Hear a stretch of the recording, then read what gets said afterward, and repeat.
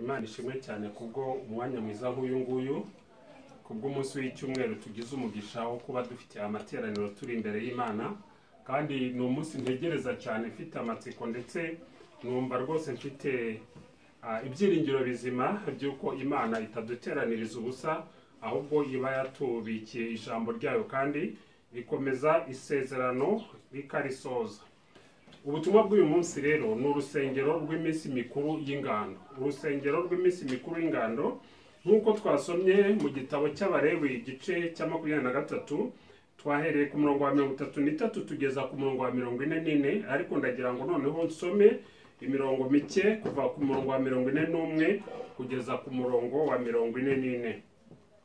Uko umwaka utashye mujye muziririza Uwiteka mutyo iminsi mikuru 7. Iryo ribabera itegeko ridakuka mu bihe byanyu byose, mujye muziririza iyo minsi mikuru mu kwezi kwa 7. Mujye mumara iminsi 7 muri mu ngando, Abisirayeli bakavukire bose babe mu ngando, kugira ngo abibihe byanyu byose bamenye yuko nabesheje Abisirayeli mu ngando ubwo nabakuraga mu gihugu cya Egiputa, ndi Uwiteka Imana yanyu. Mose abwira Abisirayeli iminsi mikuru y'Uwiteka iyo ariyo. Imana ishimwe cyane. Ijambo ry'umunsi ryerekeranye n'urusengero rw'iminsi mikuru, ndagira ngo nkubwire ngo urahirwa kandi uri umunyamugisha, kuko ku munsi mukuru nk'uyu nguyu, ku munsi w'icyumweru, Imana yakwemeje kugira ngo tube turi imbere y'Imana tuyisenga, twumva ijambo ryayo, kandi ndetse tuyinezererwa, tuyiramya, tuyitaramira, dufitanye ubusabane. Niyo mpamvu ijambo ry'uyu munsi ndetse iri sezerano tugiye kumarana icyumweru turitekerezaho kandi turi imbere y'Imana dusenga, ni ijambo rikomeye cyane kandi ijambo ry'agaciro. Nta kintu cyagushimisha nko kumva ko Imana ishobora kugukoresha kugira ngo ukize abo umuryango wawe.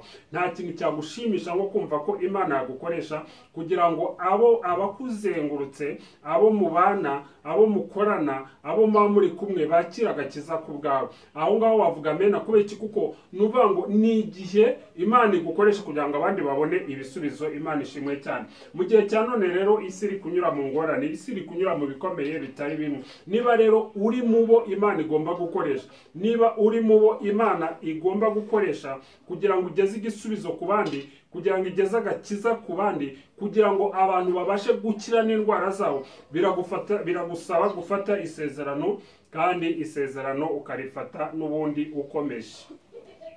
Muri Bibiliya rero ab'Imana yisigarije aho bajyaga hose, abizeraga Imana, abakozi b'Imana, aho bajyaga hose habonekaga igisubizo. Ab'Imana yisigarije aho bageraga batangaga igisubizo. Kubera iki? Kuko bari bafite ibanga ryo kubana n'Imana, bari bafite ibanga ryo kuyoborwa n'Imana, bari bafite ibanga ryo kuba imbere y'Imana no kuyoborwa n'Imana, ndetse no kugenda bafite ijambo ry'Imana, ndetse iryo jambo bakarikomeza, ndetse bagakomeza gutera intambwe bashingiye ku bushake bw'Imana, icyo Imana imushakaho n'aho imushaka, ndetse icyo gihe Imana ikagenda yigaragaza kandi igatanga igisubizo. Kubw'ibyo rero byatumaga agakiza kagera aho intambwe z'umukozi w'Imana ageze. Twabigenza gute rero?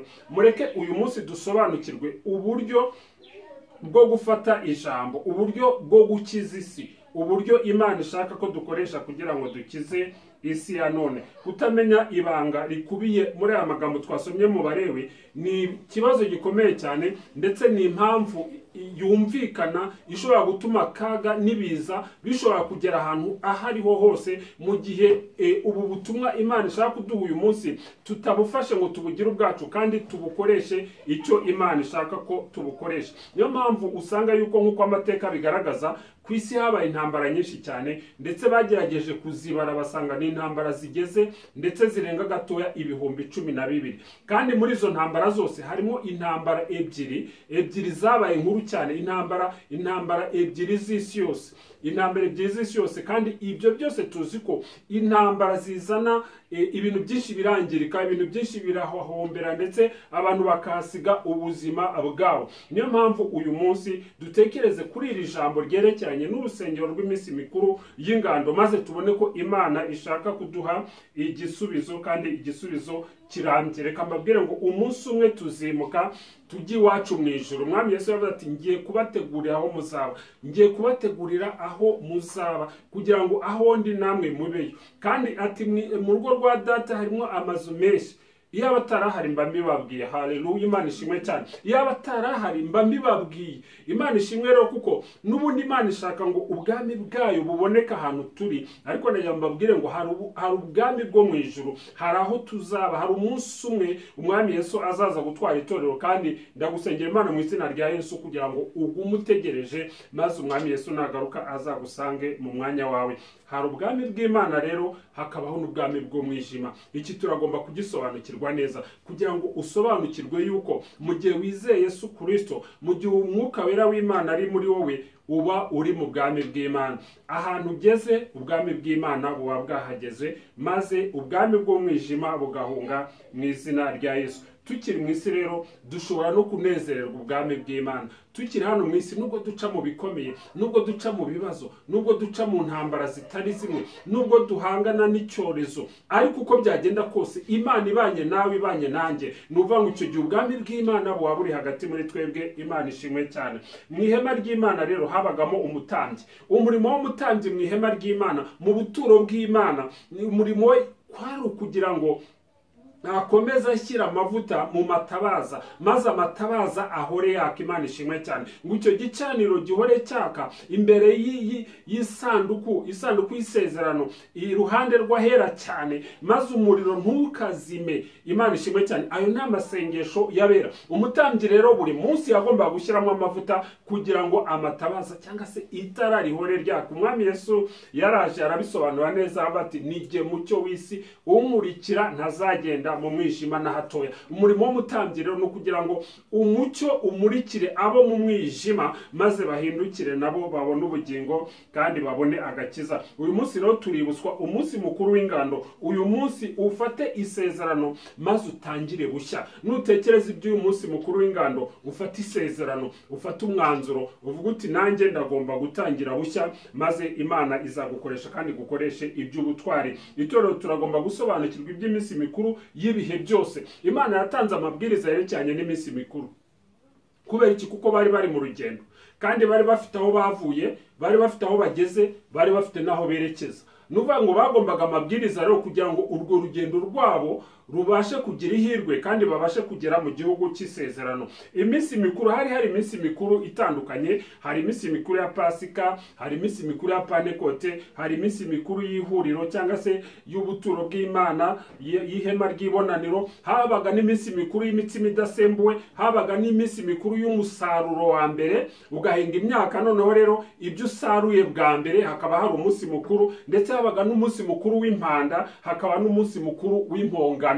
Haleluya, Imana ishimwe cyane. Umunsi mukuru wo kubabarirwa ibyaha, maze icyo gihe ubwoko bw'Imana, Abisirayeli, bakajya imbere y'Imana bagakora ibijyanye no gushaka kwayo. Imana ishimwe cyane. Umunsi mukuru w'ingando rero niwo tugiye gutekerezaho uyu munsi, kandi niwo tugiye kumara icyumweru dutekereza kandi tuzirikana, kuko ijambo ry'Imana hano ryatubwiye ngo mu bihe byanyu byose, umurongo wa 43, ngo kugira ngo ab'ibihe byanyu byose bamenye yuko nabesheje Abisirayeli mu ngando. Imana ishimwe cyane. Kugira ngo n'abazavuka nyuma bazamenye yuko Uwiteka Imana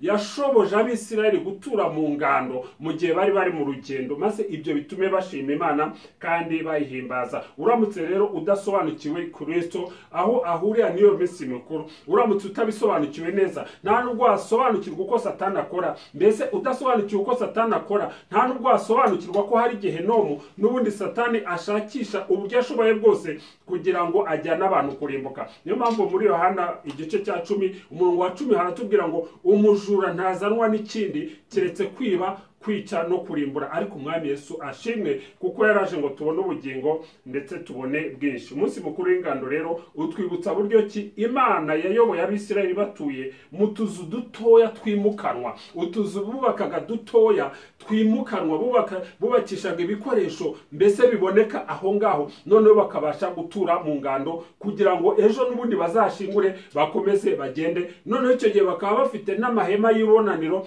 bakaba bafite n'ihema rinini rinini iryo bitaga ubuturo bwera bw'Imana. Ibyo byose rero ubishyize hamwe bisobanura kugirana ubusabane n'Imana. Imana ishimwe cyane. Bisobanura nk'uko nguko twateranye imbere y'Imana, nk'uko nguko turi imbere y'Imana. Kubera iki? Kuko Imana ishaka ngo tube imbere yayo, kuko niho tubona imbaraga, niho tubona imbaraga. Kandi Imana ishimwe cyane kuko isezerano ryayo ngo muzashaka mumbone nimunshakana umutima wanyu wose. Umunsi nk'uyu w'ingando rero utwibutsa yuko Abisirayeli bayobowe n'Imana mu butayu. Abisirayeli bari bafite uburinzi, bari barinzwe n'Imana, nubwo babaga muri ubwo buryo bw'amazu bimukana adakomeye cyane, ariko Imana ikomeye yabanye nabo, bari barinzwe by'ukuri. Imana ishimwe cyane. Ibi rero ni ubwami bw'Imana, ndetse mu materaniro y'uyu munsi uragomba gusobanukirwa buryo ki uri uw'agaciro mu maso y'Imana. Buryo ki niyo waba utuye mu ngando, niyo waba utuye mu nzu ikomeye, niba waba ugenda wimuka uri kumwe n'Imana ikomeye ikurinda, ntacyo ushobora kuba, ahubwo Imana iguha umugisha kandi ikaguha imbaraga. Uri urusengero rero, kandi nawe uri ingando, kuko umwuka w'Imana atuye muri wowe. Kubw'ibyo rero, kuko umwuka w'Imana ari muri wowe, nawe uba ufite ubudahangarwa kandi uba ukomeye, kubera Imana ikomeye igendana nawe. Ku munsi nk'uyu nguyu rero reka dusobanukirwe ingingo eshatu z'ubu butumwa, kandi nsenga Imana mu izina rya Yesu kugira ngo muri iki cyumweru n'ubundi Imana ikoreshe ubu butumwa maze iguhe ibisubizo bijyanye n'ijambo ryayo. Icyambere, hari ibanga ryo gukira. Ubu butumwa bw'uyu munsi buraduha ibanga ryo gukira. Gukira iki rero? Gukira ibyishimangiye, gukira imizi, ndetse no gukira kamere. Kuko ibyo ngibyo ni ngombwa ko Abisirayeli bagombaga kwizihiza iminsi mikuru y'ingando, bakamara iminsi 7 yose, ndetse umunsi ubanza bakabasha kuruhuka no kugirana ubusabane n'Imana, ndetse n'umunsi wa nyuma bakabasha nanone kongera kuruhuka. Kubera iki? Kugira ngo babashe kuva muri bya bindi bya kera, babashe kuva muri bya bindi byo muri Egiputa, bindi babayemo bwa buretwa, kwa kundi babonye Abanyegiputa baramye ibigirwamana, bya bindi bifuzaga by'ibyo kurya byo muri Egiputa. Basabwaga rero kugira ngo bagire umunsi mukuru w'ingando, noneho rero bagombe nanone basubire bibuke buryo cy'Imana yabanye nabo, bibuke buryo cy'Imana ibarinda, kandi babashe gukira ibyishimangiye. Ibyishimangiye rero ni bya bindi biba mu muntu, ugasanga umuntu ntahinduka, ugasanga umuntu akakubwira tumva rero jewe naho ntuye barabizi, nuko nguko meze, iwacu nuko dukora, nuko tugenda kuva na kera. Oya, ibyo ngibyo ni ibyishimangiye. Muri Kristo Yesu duhinduka ibyaremwe bishya. Imana ishimwe cyane. Ibya kera bigashira. Nta mpamvu yo kumva yuko umurongo ugenderamo cyangwa se inzira wahoze ugenderamo kuva na kera, niba uzi ko ikwerekeza, niba uzi ko iherezo ry'iyo nzira ari ukurimbuka muri Gehinomu, nakugira inama n'uyu munsi kugira ngo dufitire ijambo ryo gukira, n'ubundi ukire ibyo byishimangiye, ukire iyo kamere, maze uhinduke icyaremwe gishyashya, maze wera imbuto zikwiriye abihannye. Ibanga ry'umunsi mukuru wa Pasika rero naryo tubona ko ari ibanga ryo kubohoka ku migozi ya Satani, kubohoka ku cyaha, kubohoka kuri Gehinomu, ndetse no kubohoka ku migozi yose yatuma umuntu arimbuka. Ibanga rero ry'umunsi mukuru wa Pasika ni agakiza ko muri Kristo Yesu. Imana ishimwe cyane. Niyo mpamvu Abisirayeli bagize ibanga rya Pasika ubwo bagaga umwana w'intama, ndetse muri iryo joro bakarya imitsima idasembuwe, maze bukeye bahise basohoka. Imana ishimwe cyane kubera ibanga rya Pasika. Barasohoka bava muri Egiputa, baragenda banyura mu nyanja itukura, binjira mu rugendo rwo mu butayu. Muri urugendo rwo mu butayu Imana ibazanira umunsi mukuru w'ingando, kugira ngo babashe kuzirikana kuyoborwa n'Imana, babashe kuzirikana kurindwa n'Imana. Kubera ko Imana itarinze umujyi, Imana itarinze umudugudu, abarinzi babera amaso ubusa. Niyo mpamvu umunsi mukuru w'ingando nk'uyu nguyu turi gutekerezaho, tumenye ngo Imana itaturinze ntabwo twabasha kwirinda ngo bivemo, ntabwo byakunda. Niyo mpamvu umunsi mukuru wa Pasika niwo munsi watangiriye iyo minsi mikuru yindi, kuko agakiza ko muri Kristo niryo banze. Mbere yuko tugira ibindi twubaka, mbere yuko tugira ibindi dukora, tugomba kubanza tukakira agakiza muri Yesu Kristo. Umunsi mukuru wa Pentekote nawo ni umunsi mukuru werekeranye. Birumvikana Abisirayeli bagombaga kuza bagahura i Yerusalemu bagashima Imana, kandi gushima Imana harimo ibanga rikomeye cyane. Bagashima Imana yabanye nabo aho babaga baratataniye hirya no hino, ariko kuri uwo munsi nanone ngo nuko Imana ibasoreza isezerano ryo kuzura umwuka wera. Umunsi mukuru wa Pentekote, umwuka wera ni uduha imbaraga kugira ngo tubashe kuba abahamya ba Kristo, duhereye Yerusalemu n'Iyudaya hose ni Samariya no kugeza ku mpera y'isi. Imana ishimwe cyane. Kubw'ibyo rero harimo ibanga ry'amashimwe, harimo ibanga ry'umunezero, harimo ibanga ry'umusaruro, maze ukaza imbere y'Imana kubw'ibyo yaguhaye n'ibyo yagukoreye, kubwo kuzura umwuka wera ukabasha kuyikorera. Umunsi mukuru w'ingando rero ari wo munsi mukuru w'ihuriro. Uyu munsi twahuye, uyu munsi turi imbere y'Imana, uyu munsi dufite iteraniro, uyu munsi ni umunsi mukuru w'ingando, ni umunsi dusobanukirwa yuko Imana iturinda, ni umunsi dusobanukirwa yuko umunsi umwe abera tuzataha. Imana ishimwe cyane. Ni umunsi tuzirikana ubwami bw'Imana kandi tuzi yuko umunsi umwe itorero tuzabana n'Imana yacu kubw'agakiza ko muri Yesu Kristo. Ni umunsi mukuru ukomeye cyane, ni umunsi mukuru tugomba kuzirikana cyane cyane muri iki cyumweru, tugatekereza yuko umwami Yesu Kristo yavuze ati mu rugo rwa data harimo amazu menshi, iyaba atarahari mba mbibabwiye. Hari abantu bazakubwira ngo mu ijuru haruzuye, ngo umubare wari uteganyijwe waruzuye. Oya, umwami Yesu yamenye ko hari abazakubwira gutyo, niyo mpamvu yasize avuze ati mu rugo rwa data harimo amazu menshi, iyaba adahari mba mbibabwiye mbere uko ngenda. Imana ishimwe cyane. Ndashima Imana mu izina rya Yesu kuko nawe harimo inzu yawe, nawe harimo icyumba cyawe, nawe harimo umwanya wawe kubw'agakiza ko muri Yesu Kristo. Bityo rero ni ngombwa rwose guhinduka, tugahinduka uko bwije n'uko bukeye, kandi tugahinduka ibyaremwe bishyashya. Amaraso ya Kristo abasha kuduhindura mu bihe byacu byose. Icya kabiri, kubw'ubutumwa bw'uyu munsi harimo ibanga ryo gukumira ibiza. Gukumira ibiza ni ukuvuga ngo ni ugushishikara mu bwami bw'Imana. Mubanze mushake ubwami bw'Imana no gukiranuka kwayo, nibwo ibyo bindi abantu bamaranira muzabyongererwa, muzabihererwa ubuntu. Erega Yakobo yaravuze ati ese muri mwebwe intambara ziva he? Ziva mu birwanira mu mitima yanyu, murararikira. Ni ukuvuga ngo ahubwo dushaka ubwami bw'Imana, kuko ubwami bw'Imana nicyo cyihutirwa. Niyo mpamvu umwami Yesu ubwo yaramaze kuzuka ntabwo yahise asubira mu ijuru, ahubwo yafashe umwanya n'abigishwa be, bafata iminsi 40 mu byakozwe no mu gice cya mbere umurongo wa 3, ngo nuko akomeza baganiriza iby'ubwami bw'Imana. Tubanze dushake ubwami bw'Imana no gukiranuka duheshwa na Yesu Kristo, gukiranuka duheshwa n'igikorwa Yesu Kristo yakoze ku musaraba. Ntabwo gukiranuka tubiheshwa n'ukundi twabigenza, nta n'ifeza wazana ngo uyishyire imbere y'Imana maze wandikirwe ko wakiranutse, ntibishoboka. Ahubwo gukiranuka ni ukwizera Yesu Kristo, maze kubw'ubuntu bw'Imana ukabarwa nk'umukiranutsi. Imana ishimwe cyane. Kandi Imana iguha umugisha kuba warahisemo kugira ngo ube imbere y'Imana kandi ukomeje kuba ufite ijambo ndetse n'ubutumwa buturuka ku Mana. Jya usenga Imana rero kandi umenagure imbaraga z'umwijima mu izina rya Yesu Kristo. Iryo ni ibanga ryo gukumira ibiza mu buryo bwo gusenga, mu butware twahawe nk'abana b'Imana. Ngo nuko muhawe ubutware ndetse uhawe urufunguzo rwo gufungura. Icyo uzafunga mu isi kizaba gifunzwe no mu ijuru. Imana ishimwe cyane. Iryo ni ibanga ryo gukumira ibiza. Uyu munsi senga Imana uti Mana yanjye ndakwinginze ngo unyeze, umvaneho ibibazo byose nta kwishoboza, maze unyogesha amaraso ya Yesu, maze nanjye njye ngutunganira. Imana ishimwe cyane. Mana ndasaba ngo ubwami bwawe buze aho ndi hose, aho ngenda hose. Ahangaha mu ijambo twasomye muri iki gice cy'Abalewi 23 inshuro 5 zose baratubwira iby'iminsi 7. Iminsi 7 ni ukuvuga ngo iminsi ihagije turi imbere y'Imana, turi imbere y'Imana tunezerewe, turi imbere y'Imana dusabana, turi imbere y'Imana tuyishima ko yabanye natwe, ko yaturinze, ko yarinze basogokuruza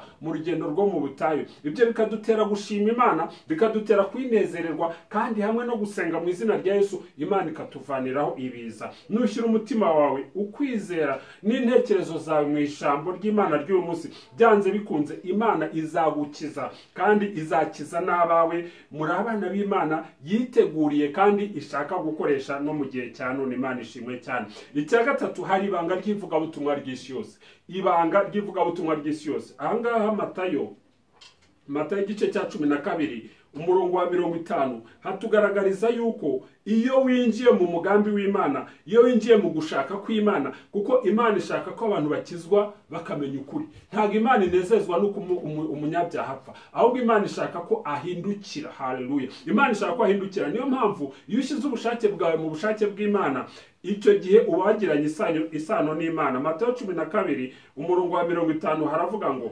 umuntu wese ukora ibyo data wo mu ijuru ashaka niwe mwene data, niwe mushiki wanjye, niwe mama. Imana ishimwe cyane. Niba ngo niwe uyukora ibyo data wo mu ijuru ashaka, Imana ishaka ngo ijambo ryayo rigere mu mahanga yose. Aho uherereye uyu munsi, Imana irashaka ngo ijambo ryayo rigere kubo muri kumwe. Ibyo rero ububaye umwana w'Imana kandi ukagirana isano na Kristo, Imana ishimwe cyane. Hano umwami Yesu yabisobanuye neza kandi birumvikana. Niyo mpamvu rero ku musozi wa Elayono, ubwo umwami Yesu Kristo yari ari kumwe n'abigishwa, arabwira ati cyakora cyo muzahabwa imbaraga umwuka wera nabamanukira, namwe muzaba abagabo bo kumpamya. Icyo gihe ababashe kumva ubwo butumwa, ababashe kumva icyo kibwirizo bakizera, bari 120 gusa. Abandi benshi cyane ntabwo bafashe ijambo ngo barikomeze. Niyo mpamvu uyu munsi mwene data muvandimwe, ndagira nkubwire ngo niwumva ijambo ry'Imana ujye urikomeza, ujye uritekerezaho, ujye ukomeza kuryibuka buri munsi uritekerezaho kandi usenga Imana, maze ukore icyo ijambo ry'Imana rikubwiye. Imana ishimwe cyane. Niyo mpamvu rero Paulo ni umwe mu bafashije, mu babashe gufata isezerano no gusobanukirwa iby'ivugabutumwa ry'isi yose. Ijambo ry'Imana ryarakomeje riragenda ndetse arigeza muri Efeso. Imana ishaka ko urusengero rukoreshwa mu kwagura ubwami bwayo, kandi nawe uru rusengero rw'Imana kuko umwuka wera w'Imana atuye muri wowe. Uyu munsi rero Imana ishimwe cyane kuko tubashe kuba imbere yayo no kubw'ijambo ryayo, kandi ndakwinginga wenda henda mu izina rya Yesu Kristo kugira ngo uyu munsi utekereze aho wanyuze naho wabaye, aho uri uyu munsi, maze ubone ko impamvu yonyine ari uburinzi bw'Imana no kuyoborwa n'Imana, kandi ishaka kukwinjiza mu mugambi wayo. Irashaka kugukiza, irashaka kugukoresha kubw'imbaraga zayo kugira ngo wagure ubwami bwayo. Ubwami bw'Imana nibwo bukumira ibiza, kuko ibiza bizanwa n'ubwami bw'umwijima. Ariko nidushaka mu maso h'Imana, niduca bugufi tugasenga, tukihana ibyaha byacu, tugashaka mu maso h'Imana, byanze bikunze Imana izadukiriza igihugu kandi izaduha umugisha. Imana ishimwe cyane kandi ihabwe icyubahiro. Mureke rero twemerere Imana idukoreshe mu gutuma isi irushaho kuba nziza. Nitwakira urukundo rw'Imana tugakundana hagati yacu, byanze bikunze isi izarushaho kuba nziza, kugira ngo rero abibihe byanyu byose bamenye yuko nabesheje Abisirayeli mu ngando. Ibyo nibyo dusabwa nk'abantu bakuru, kugira ngo tubashe kubwira abakiri batoya yuko Imana yabanye na ba sekuruza ubwo bagendaga mu butayu. Imana yabanye na ba sekuru, yabanye natwe aho twagendaga hose. Ibyo n'abazavuka hanyuma maze bagakomeza kwizihiza iminsi mikuru y'ingando, bamenye ko kuyoborwa n'Imana, Imana ntago ikomwa mu nkokora, Imana nta kitangira. Reka mubwire ngo inyanja itukura ntabwo ari kubuza Abisirayeli gukomeza urugendo. Nawe niba uri mu rugendo rw'isezerano, ntuzatinye n'Abamaleki, ntuzatinye inkuta za Yeriko, na Yorodani ishobora kuba iri imbere yawe, ariko uzamenye uti hari isezerano, hari icyo Imana yamvuzeho, maze icyo gitume ukomeza urugendo. Kandi niwihagararira gusa, byanze bikunze uzabona gutabarwa guturutse ku Uwiteka. Ubusabane n'amateraniro ni ngombwa cyane, nubwo mu minsi ya nyuma benshi bazaba badashaka kujya imbere y'Imana. Hari ibintu byinshi bizaba bitakwemerera kugira ngo ubashe kujya imbere y'Imana, guhura nk'itorero, nk'iteraniro. Nuko ijambo ry'Imana ritubwira mu Heburayo igice cya 10:25, ariko rero uko byagenda kose, mu buryo bwose bwo gusenga no mu buryo bw'umwuka, uri kure n'uri hafi, tukahurira imbere y'Imana nk'itorero ry'abera. Kandi birashoboka rwose, Imana ishimwe cyane, tukagirana ubusabane turi imbere y'Imana, nkuko muri Matayo ijambo ry'Imana ritubwira 2 cyangwa 3. Haleluya! Nkuko turi imbere y'Imana ubu ngubu, ijuru rirareba, kandi ubushake bw'ijuru n'imbaraga z'ijuru riri kuri mwebwe twese igihe cyose turi imbere y'Imana dusenga, kandi aho turi hose, kuko Imana ibera hose icyarimwe. Nukoresha amasaha yawe 24 kubwo gushaka ubwami bw'Imana, nukoresha igihe cyawe kubwo kwagura ubwami bw'Imana no gukora icyo Imana ishaka, byanze bikunze Imana izaguha umugisha, byanze bikunze kandi Imana izagukoresha. Imana izakora ibikomeye, ndetse bose bazamenya yuko uri umwana w'Imana, maze bahere ko bahimbaze Iso uri mu ijuru. Mbahesheje umugisha mu izina rya Yesu, ngo uyu munsi ubabere umunsi w'ibyishimo, umunsi wo gutura imitwaro, ndetse umunsi wo gukira indwara zose. mu izina rya Yesu Kristo umwami wacu. Uwiteka Mana, mu izina rya Yesu turagushimye, turakunezerewe Mana yacu, Mana nzima, Mana nziza.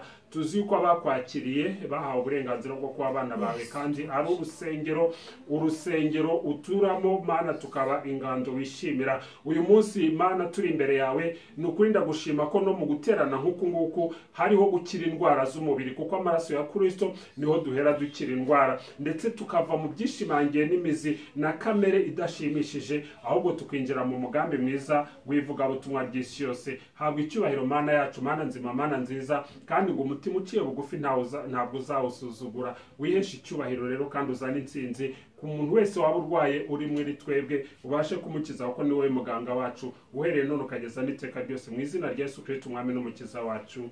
Amen.